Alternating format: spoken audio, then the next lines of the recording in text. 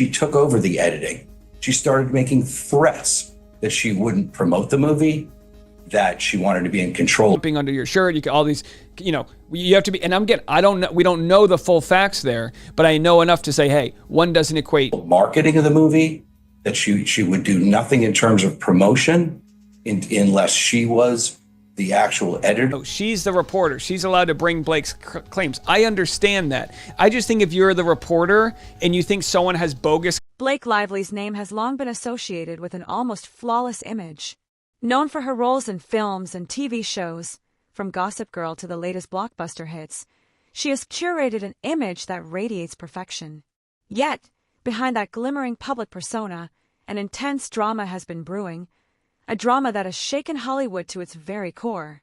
The name at the center of the controversy, Justin Baldoni, a man who has found himself caught up in a whirlwind of accusations, media battles, and multi-million-dollar lawsuits. From the beginning. Before shooting, she objected to some sex scenes you wanted to add that she considered gratuitous.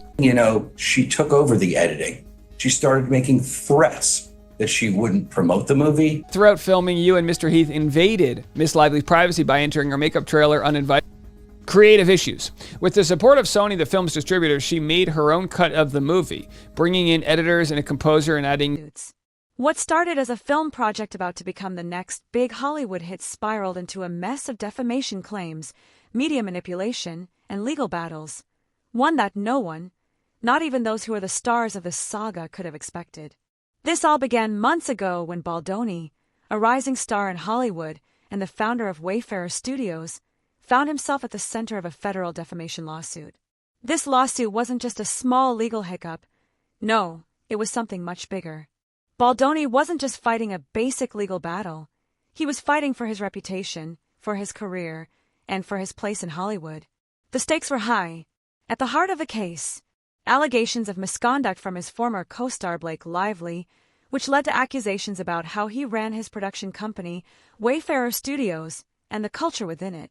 As these claims emerged, a storm started brewing, and the media began to get involved, starting a whole new battle, one that no one could have predicted. Fast forward to the present, and we find ourselves in the midst of an even bigger conflict. Lively has doubled down on her accusations, refusing to back down, while Baldoni is fighting tooth and nail to clear his name. But just when things couldn't get more intense, the New York Times entered the fray. Yes, the very same New York Times, one of the world's most reputable and powerful media institutions, was caught in the crossfire. In their recent motion filed to the court, the New York Times is asking the judge to dismiss Baldoni's defamation lawsuit, which he filed against them after that she wanted to be in control of marketing of the movie, that she would do. Lively was no victim here. She was in control. She was in power, and she took over this film. Nothing in terms of promotion, unless she was the actual editor. They published an article based on Lively's claims. The motion to dismiss was filed late on a Friday night, a move many consider a strategy to avoid media scrutiny and to bury any unwanted attention. If you've been following this case, you'll know that timing is everything, and this move by the New York Times was certainly curious. They were essentially claiming that they were just doing their job as journalists when they reported on Lively's civil rights complaint. According to the Times, they were merely reporting the facts. Nothing more, nothing less. Their position: they were protected by what's known as the fair report privilege, a legal shield for journalists when they report on official government documents, such as legal filings. But this is where the story takes a twist. Baldoni's legal team claims to have evidence, hard evidence, that shows the New York Times knew about Lively's complaint before it was officially filed. In fact, according to Baldoni's team, the New York Times had access to this information a full 11 days before the article was published. This revelation raises the question: was the New York Times simply doing their journalistic duty, or were they working with Lively's camp to strategically time and spin this story against Baldoni? This brings us to the heart of the drama. Baldoni's lawsuit alleges that the New York Times didn't just report on the claims. They orchestrated a one-sided hit piece designed to make him look guilty before he even had a chance to respond. This wasn't just about a single article. No, the Times turned it into a full-blown media spectacle. And that, Baldoni argues, is a problem.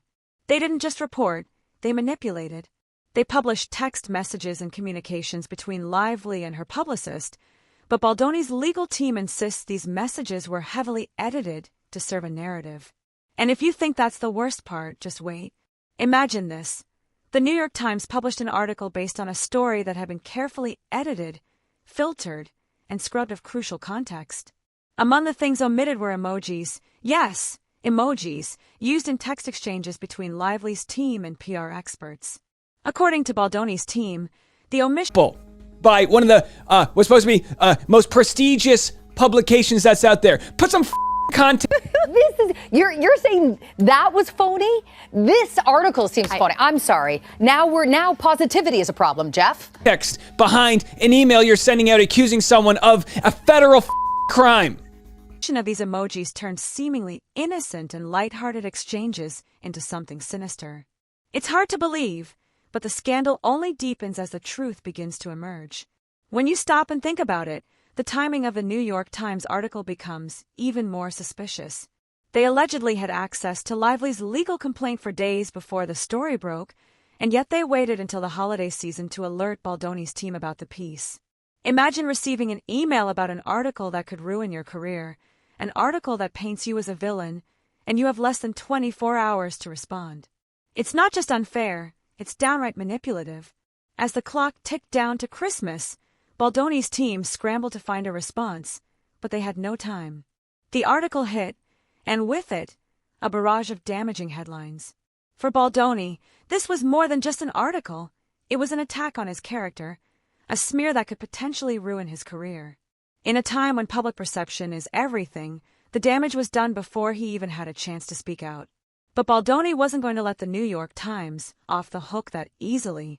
His legal team has been relentless, digging deep into the metadata, uncovering the truth about how the article was pieced together.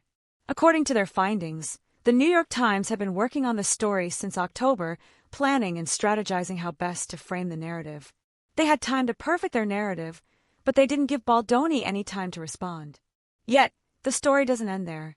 As the media circus rages on, other publications are beginning to take a closer look at the situation. The Los Angeles Times, for instance, conducted their own investigation into Baldoni's production company, Wayfarer Studios. What they uncovered was a stark contrast to the narrative spun by the New York Times. Instead of horror stories and accusations of misconduct, the LA Times found that the worst thing employees could say about Baldoni was that he was too positive. Yes, you read that right. Former employees of Wayfarer Studios accused Baldoni of creating an environment of toxic positivity where constant optimism was the norm. To some, this might sound like a stretch, but to others, it's a sign of just how far some people are willing to go to destroy someone's reputation. This only adds to the growing list of questions about the New York Times motives in all of this. If the LA Times could find employees willing to speak out about the work environment at Wayfarer Studios, why didn't the New York Times do the same? Why didn't they report on the full scope of Baldoni's workplace culture? Instead, they opted for sensationalism, framing him as a villain before presenting the facts. As the lawsuit progresses, one thing is clear: Baldoni is not just fighting for his name but for the truth. He's exposing the darker side of Hollywood, where powerful PR teams and media giants can manipulate narratives to destroy someone's career. But the question remains, will he be able to prove in court that this wasn't just a case of bad journalism, but a deliberate effort to ruin his life? The stakes are higher than ever, and if Baldoni succeeds in his fight against the New York Times, it could set a massive precedent for the future of media in Hollywood. What happens when a powerful media outlet works with a celebrity's PR team to spin a narrative? What happens when the truth is buried beneath layers of manipulation, editing, and strategically timed media campaigns? If Baldoni wins, it will send shockwaves through the industry, challenging the power of legacy media and PR machines that control the narrative in Hollywood. As for Blake Lively, she continues to stand by her accusations, but the media war she has helped ignite may end up being more costly than anyone anticipated. The real question now is whether this legal battle will end with Baldoni's victory, or whether Lively and her team will find a way to twist the narrative in their favor once more. What is clear, however, is that the truth is out there, and Baldoni is determined to make sure it sees the light of day. Whether the New York Times will succeed in dismissing his lawsuit remains to be seen, but one thing is for sure: This fight is far from over.